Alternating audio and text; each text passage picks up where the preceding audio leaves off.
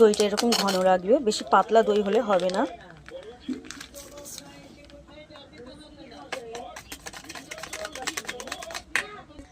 দেখে নাও বন্ধুরা, সব উপকরণগুলো অ্যাড করে নিয়েছি। এবার আমি যে পাত্রে বসাবো সেই পাত্রটা ভালো করে ঘি মাখিয়ে নেবো। দেখো এরকম থকথকে ব্যাটারটা হওয়া চাই। দেখে নাও বন্ধুরা, ঘি গলিয়ে ভালো করে মাখিয়ে নিয়েছি একটা পাত্রের মধ্যে। এই পাত্রের মধ্যে এই উপকরণটা ঢেলে দেবো।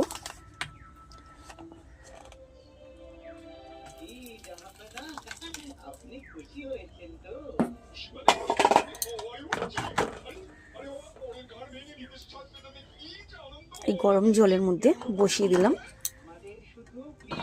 যে পাত্রে বসেছি সেই পাত্রটা ঢাকা দিয়েছি, আর এর উপরে আরও একটা ঢাকা দিতে হবে।